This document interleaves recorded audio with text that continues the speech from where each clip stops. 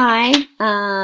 We're supposed to be reflecting on our teaching philosophy and the implications of technology integration.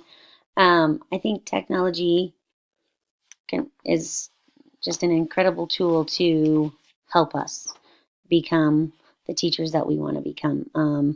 My teaching philosophy is I think that every student is individual. They're all unique, and I think they deserve. I just wrote some notes down. A classroom where they feel safe and where they feel cared for. And part of that feeling safe is knowing with the technology how to stay safe. So, digital citizenship is a big part of feeling safe in the world that we live in now. And so that's something that they need to know. And so that comes right into feeling safe and cared for. I think that the classrooms and students need to be challenged. And I think technology challenges everyone. Challenges me because I don't know it as well, but I think that there's challenges for kids as well. I think the classroom needs to encourage, and I think that we need to expect kids and let them know that we expect them to reach their full potential.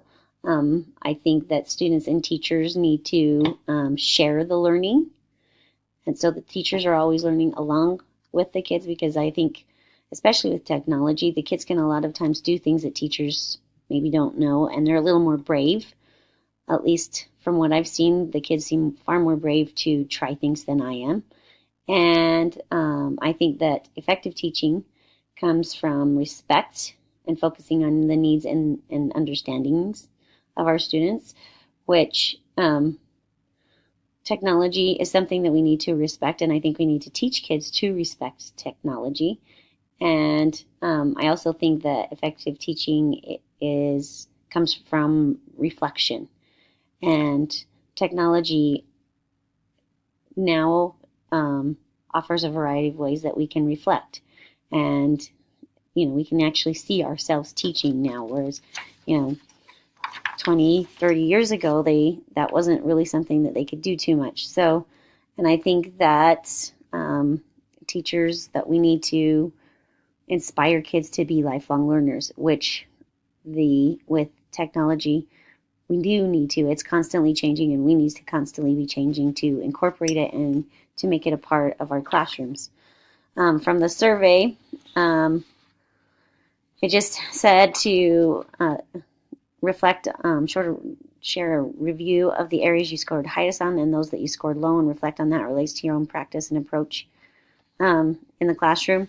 My high score was progressivism, which was focusing on the child rather than the subject matter, which in first grade, that's what we have to do. We have to focus on, if their finger hurts or they need a Band-Aid, or there's so many things that come before. They can't focus on what you're trying to teach them if they have a hangnail, because their teacher, my finger hurts so bad. And the second you put that Band-Aid on, they're able to continue on. The next line of progressivism is the students' interests are important. Integrating thinking, feeling, and doing is important. I like the kids to take ownership of the learning, and if they're interested in it, then they take ownership of it, and that makes it fun. It says that school should help students develop personal and social values, because society is always changing. New ideas are important to make the future better than the past.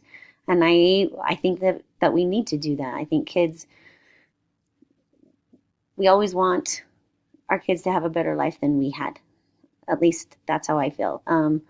And I want these students to go into the world and make a difference and make it a better place than it is. And so I just think it can always be that we can make things better and treat each other better and do things better. My lowest was behaviorism, and it says behaviorism denies free will and maintains that behavior is the result of external forces that cause humans to behave in predictable ways. I don't think they're predictable. My first graders are constantly surprising me.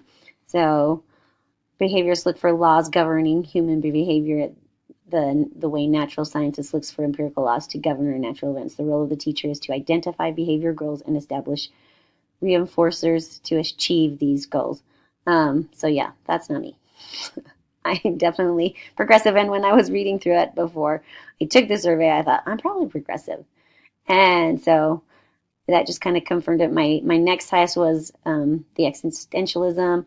My second lowest was the first one, the essentialism, and then I was right in kind of mid on perennialism and reconstructionism.